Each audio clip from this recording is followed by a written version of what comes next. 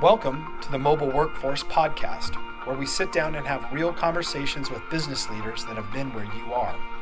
During these interviews, we'll dive into what it takes to improve systems and champion processes that maximize performance. Each week, our trailblazing guests share their experiences and understanding of the workforce to help inspire change, challenge our thinking, and share what it takes to successfully travel the road to profitability. Now here's our host, co-founder and chief evangelist of About Time and WorkMax, Mike Merrill. Hello and welcome to the Mobile Workforce Podcast. I'm your host, Mike Merrill, and today we are sitting down with our good friend, Cindy Whitner. Hello, everyone. Cindy is with Acumatica and formerly with other partners of ours in the industry. So we're really excited to have Cindy on today, and thanks for joining us. Oh, thank you for having me. You bet. So Cindy, where are we at today? So I'm with Acumatica, cloud ERP software, focused in construction, but also has some other industries that are part of the family, which is fun. Awesome. Yeah, that's nice to include some of those other capabilities besides just construction that we're a little bit more used to. So Cindy, we're at the CFMA conference here in Atlanta, Georgia, right? Yes. Which brings us together, and we're excited to be back here again. Yes. It's been a few years. And this to me is an exciting conference because we have the exhibit hall where everybody wanders through. We can have conversations, but they have a lot of educational sessions as well. From the financial side is very important because construction has some really unique things that we need to follow. And they're CPE credits. Credits, so you can get all that follow up that you need if you're a CPA. Yeah. So. Well, I think it's important too. While we're here, so CFMA, I'm involved in our local chapter. I mean, we're in the Rocky Mountain region, and I go to Denver. I'm out of Utah. Okay. So I'm in Pennsylvania, so I'm affiliated with the Philadelphia chapter. Okay. Awesome. And you've been with CFMA for quite some time and involved? I have been with CFMA. So what do you love about it? What keeps you coming back, and why are you, so passionate about your affiliation? I love the people. The networking, I think, is great. So over the years, and I had a few years where I wasn't quite as active, but you see the faces and it's like, oh my gosh, you're back. So that's fun. But I also think, because I'm involved in software, I've done consulting with companies. And I think if you're going to go in, it's important to understand the financial piece because that's like the heart of the business at the end of the day is where are we financially? Yeah. Yeah. So, and you and I think we've known each other for over 15 years. I mean, probably going on 20 by now. So, and you were, at the time, you were with Maxwell Systems, right? Correct. Okay. So can you tell us a little bit about your journey in the industry and, just somewhat about how you've landed where you're at? Yeah. So I actually, when I was in college, I was working at a bank. Okay. And so afterwards, they offered me a job. So I said, sure, because, a college student doesn't want to take a job to get out of debt. And they had a little training institution, and they asked me to help doing some of the sessions. So they had customer service and just banking regulations and different things like that. And I really liked that. So I decided I wanted a little bit more. So I interviewed for a consulting role at Maxwell, and was lucky enough to get the job. And so that was my first real taste into construction, other than, the normal person who's sitting in traffic with the flaggers telling you can't go yet, or you have something done at the house. Yeah. So it was very exciting and interesting. And I took my focus to learn the software, because I could control that. And what I learned early on in my career is all these wonderful customers we worked with had expertise in their businesses. They built these fantastic businesses, some of them, by being in the field first and then deciding, let's put the shingle up and move on. So, and everybody's so anxious to talk about their journey as well. So I learned so much of my construction terminology and background and business process from all the customers I worked with. Yeah, that's awesome. Oh, very cool. So then you were with Maxwell, and then where did you go from there? Yeah. What was next? So with Maxwell, I did a lot of consulting and training. We had partners, so I was involved in that.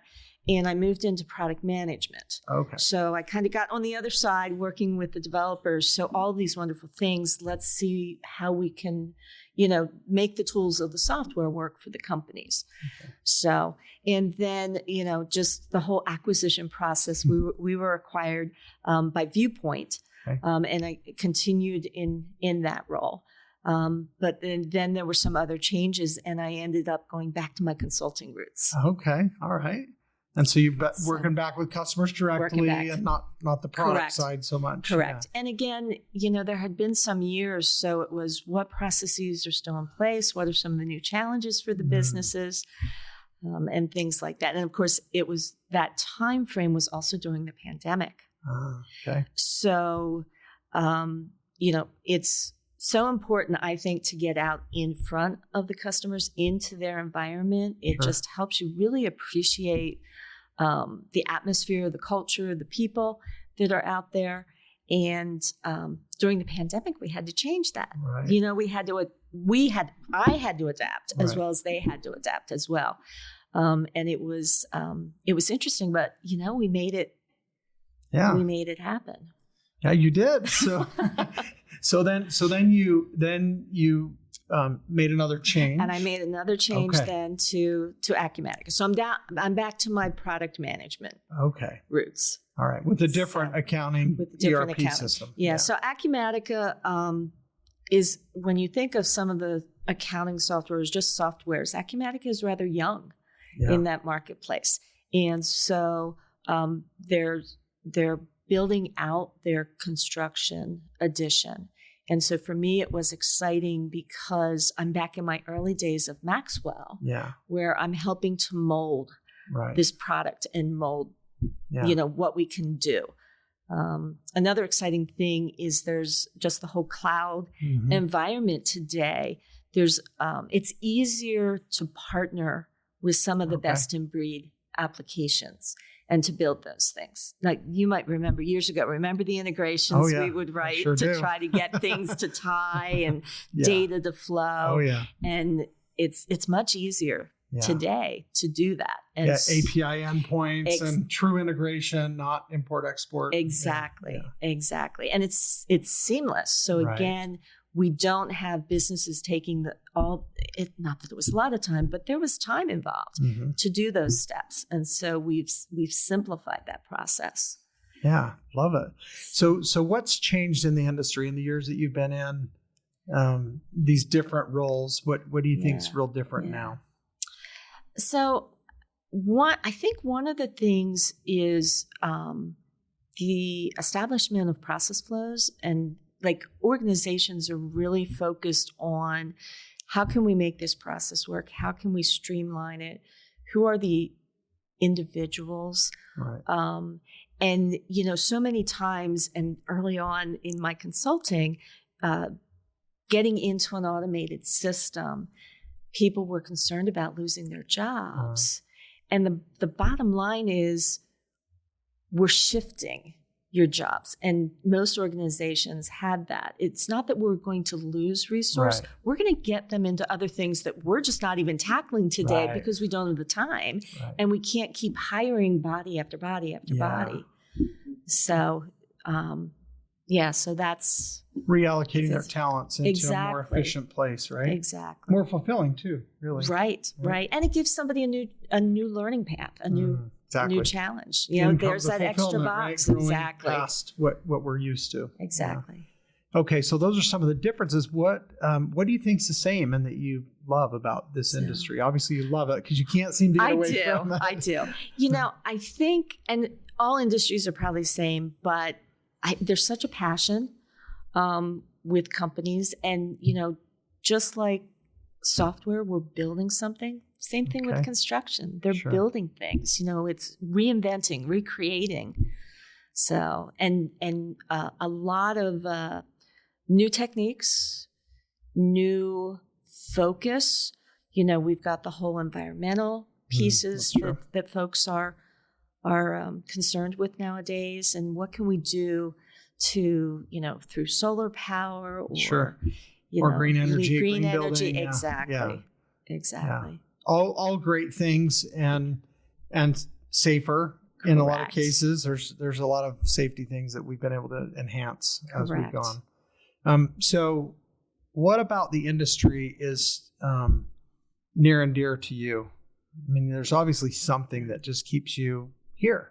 So, I don't, I love working with the companies. I mean, I love going into the businesses. I do construction, but service, the specialty trades have a special place in my heart. Yeah. Just what they do. It's you're helping people. You're doing things for people. Yeah. It's all about the people. It is. A lot of it is about the people for me. So. Well, again, you and I have known each other for so long, and it's always so good to see you and come give you a hug and see you smiling. And we always have a great opportunity greeting again when we reconnect at these conferences and events. Right. And I think, like CFMA is an organization that really brings companies together. Absolutely. Right? Absolutely. User conferences. And then even in a vendor hall when we're, everybody's kind of selling their software, their services, their whatever it is that they have to offer the industry, although that's the main reason we're all here to grow our business. Right. It really does come back to helping people. It does come back to helping people. Want to help people, right? Yeah. So, and, CFMA is one of many associations in the construction industry, and it's nice to have that focus. So we're here with the financial managers, the people who are looking at the numbers and trying to figure out how do we deal with the whole material cost thing that's happening right now, and how do we balance the ownership of our projects. How can we better engage our project managers and empower them to look at the bottom line and to consciously, is this a change order? Is it out of scope? All those types of things, and providing the information, making it centralized so that we can evaluate, we can learn from it, and we can grow. And capturing all that data, there are a lot of companies, Acumatica included, that are moving more towards the artificial intelligence and machine learning, that you don't have to pull all these reports and sift through them. The system's going to provide you. They're going to give you, hey, you're within this percentage of completion, or you're going to go over budget. Yeah. Or, you had a project that had this before. This is like that one. Exactly. So should we do this? Exactly. Yeah. And it's not driving the decision, but it's giving you the thought process to make that decision. Oh, I love that. Yeah. It's I use the term all the time, manage data, not drama. It's the data, right? The data doesn't care. Right. It's just math. Right. Right. So speaking of that, I mean, Acumatica in particular, they're doing a great job with their marketplace, and within that they have other approved vendors that have proven integrations that have passed certifications. I mean, I love what that does for the industry. I think that's good. To kind of raise the bar and holds companies, third party vendors, point solutions like us or others accountable to, hey, here's this standard. So when you're using Acumatica ERP, you can trust that these vendors that are here have a solution that's going to work in conjunction with and truly integrate. Well, it's an interesting thought process, because years ago, the idea is the one-stop shop. So every software vendor tried to do it all. And tried to really, go from soup to nuts. You had the whole thing covered. And that's a challenging thing to do. With the Acumatica model, we embrace partners, people who are specializing, people who are best in class in their particular niche of software. And by having the marketplace, we embrace them. but we embrace them with kind of under, we're going to give you the big bear hug. You're not going to just go out there on your own and be able to say, hey, we are partnered with. Right. So we try to put a little bit of balance and ownership in there is, we're going to support you and you're going to support us, which means we have to work together, and our interface is going to be the best it can be. Mm-hmm. Yeah, I think, we recorded another podcast with a common friend of ours, Steve Hathaway, and we were talking about there's all these vendors in that hall and there's so much data. It's just coming out of our ears, and how do we organize it and not have 3 solutions that do the same thing that we're paying for, right? Or different teams are using different solutions within the same company. And how do we consolidate that with one solution that can solve everything? And these are, things you're used to having discussions about and working with companies that are working through. What do you think, from your perspective, is the answer for companies to really start to get ahead of that and not find themselves in that trap where, one, they have too many solutions, they're wasting a bunch of money and they're not leveraging it, or 2, they're not buying enough solutions and they really have a gap?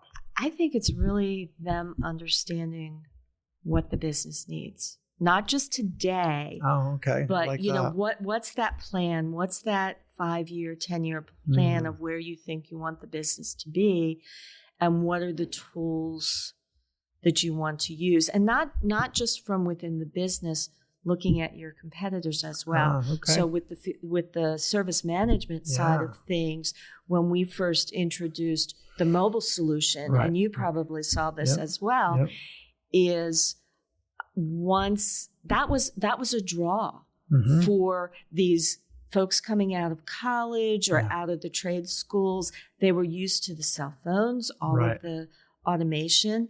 And so that was a draw, is you don't have to fill out pieces of paper. Right. We have devices in the field that you're putting information in, you're getting information. So you have what you need to do your tools, job. Right? Exactly. Yeah. So that was a big, a big thing, is the HVAC contractor down the street doesn't have that. So can we draw our talent in because we have those types of tools? Yeah, I like that. You're really raising the bar for your hiring potentials and people that are thinking that way. You hand them a clipboard or a piece of paper, they're going to look at you cross-eyed, right? And let's look at this, from service or even project managers or supervisors. Right. Their expertise and their skill is in the work that they can perform. We need the details so that we can manage other aspects of the business, but we need that productivity to be in their skill set. So we need to make the collection, taking of photos, audio for notes or descriptive that needs to be done. I love to capture all that. It's a great point. I mean, they're the source of the data. It's happening right next to their boots. It's their boots that are, on the ground, on the job. That's their eyes and ears. And they're the best person to document that data, right? Exactly. But then with what Acumatica is doing and other point solutions like ours, we're collecting that data, but then we can then share that with Acumatica, so the financial managers and the back office and the project and for those next steps, because the field is the front end. They gather this stuff, but now we still need to process it. We need billing, job costing, payroll, change orders. Exactly. Yeah. Safety, right? So, there's a lot of interesting things going on. It's a fun time to be in the industry. I think. And I'm interested in your take on this. You mentioned the pandemic. One of the things that I think I've seen or noticed is a lot of companies have gotten better at these processes that they were so resistant to before, like this remote. I mean, honestly, the Zoom meetings, I credit for all kinds of doors opening where companies are now willing to take that next step in technology adoption that they just weren't before because they weren't comfortable with mobile and remote and some of these other things. They've just had to adjust and get over it. And now that they have, they realize, oh, wow, this is actually a pretty cool tool. And what else is there? Exactly. Well, one of the big buzz terms today is this digital transformation. Okay. And so we put the word digital in front of it, I think, because there's going to be automation. There are going to be devices, computers, laptops, things involved with this. Right.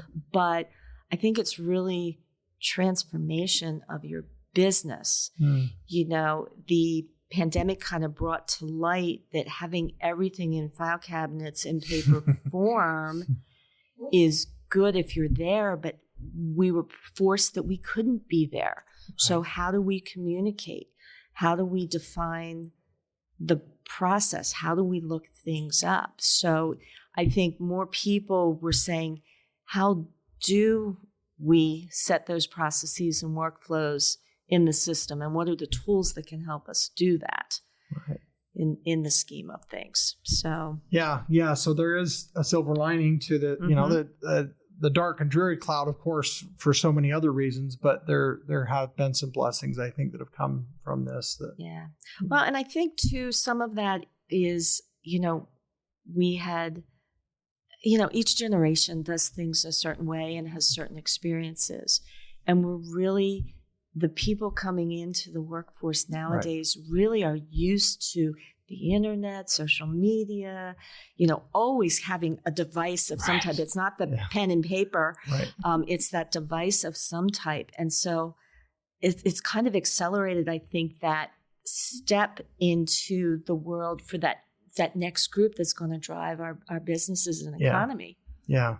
I almost hate to say it, but the smartphones become an extension of the human body. I mean, it's like, it really is. Yeah, everywhere you go. Yeah. Everywhere you go. Yeah. And it's the reminders. It's, you know, the CFMA is a perfect example. You know, years ago, you went to a conference, you got that big binder, and you had to figure out how to get it into your suitcase. Well, everything is electronic. CFMA, from the checking in, from looking at the PDF, from doing your surveys, your poll questions, asking questions. If you came with a list of questions, you can post them ahead of time. In the middle of a session, you could share it. Exactly, while it's still fresh in your mind. So all of that, you know, has just, it's accelerating collecting of CPE credits. You know, it's going to accelerate, you know, that documentation, getting things out there. Yeah, or a notification. So, you've got this session starting in 5 minutes. It's like, I keep getting that, and it's like, wow, okay. Well, and even to kind of cool. Where is it? Yeah, where is it? You map it. Exactly. Walk down the hall. Yeah. Pretty cool, really. Yeah. So why shouldn't the construction workers, the labor force, have those tools to build better buildings more efficiently, safer, and ultimately with more profitability. Right? And you see that going in some industries. I mean, you hear about all of the prefab and manufacturing bringing out and just putting together. How many of your, you know, heating, air conditioning, security systems, you know, have a code? You put your phone or your device up, and you get all the critical data. The or whole they're pushing manual, it back. 380 pages. Exactly. So there's and just the collecting of things. There's a partner that we had worked with. They actually have, when I'm on site, I can go into the app, get any type of knowledge-based article I want, but they also have a live chat. So if I'm new in the industry and I'm learning and I hit something I don't know, I can get a live chat back to an experienced individual who will now walk me through what I need to do. So from a service perspective, it saves my revisit, my callback. And the person is going through a learning process. At the same time. At the same time. Recognizing. Yeah, it's elevating our experience. In a lot of ways, more efficiency. So, it's been fun to be on this journey. You know, in a different swimming lane than you, but you know, I see over there. You know, we keep all moving as an industry, and there's a lot of other familiar faces that are similar that we've all gotten to know as a network. And I mean, bringing it back to something we talked about earlier, I think it really is. It's about that people. It's about that sense of belonging, and that family environment that I feel like. We have in construction as well. It's, you know, we spend more than probably more time with our coworkers and people in our company than we really get to with our own families, right. like directly, right? And so I think it's important that we have a good quality of life and experience in the workplace. We enjoy what we're doing. We have tools that help us to do a good job, to have that fulfillment. Yeah. And I think some of these old processes and these challenges that we weren't very good at solving before kept us from some of that. I agree. So, and back in person, I'm very excited about that because we are people. Yeah. We need that interaction. Yeah. And, I just kind of look at every interaction you have is a learning experience in some capacity. Yeah. It might be more personal than business related, but it's, taking other people's experiences. We came from different worlds. I was back office, other side of the country, and you, but you're also you're like, we have this vision for the field. That we need to put devices in their hands. We need to allow easier ways of collecting this data. Which now look at all the things you're doing now. It's not how far it's come from the Palm Pilot days. Exactly. No Bluetooth, no Wi-Fi, no cable sync to the server. That's where we started. So it's been quite a journey, and I keep getting astonished every year at more and more that there is. You talk about the automation and that AI and machine learning, and there's things that GPS, geofence. The system just knows. Nobody needs to do anything. Exactly. Facial recognition. You don't have to tell it anything. Just do your stuff, and the system will do the work. Right. So, it's fascinating. It's been really fun. Looking forward to seeing what the future holds as well. So I am too. Well, this has been really fun. I've enjoyed having you on. And well, thank you for having me. I've enjoyed it as well. Yeah, we've been talking about doing something like this, and I'm glad we're able to finally do it now that we're here in person. Yeah. So tell us this: if you were going to share one message or one thing, one takeaway for the listeners from our conversation today, what would you leave them with? Go into everything with an open mind. So I think adapting is something we have to do. Learning is something we have to do, and be open to it. Process it and see how it goes, but be open to it. And the other thing is always be positive. Always smile. You're good at that. If I can bring a smile to somebody else's face, there's so much that can just bring you down. Yeah, right. So just, be as positive as you can. Love that. Well, it's a great note to end on. Thank you so much for joining us again today. I've really appreciated it. Well, thank you for having me. I appreciate it. Take care. Thank you for joining us today on the Mobile Workforce Podcast, sponsored by About Time Technologies and WorkMax.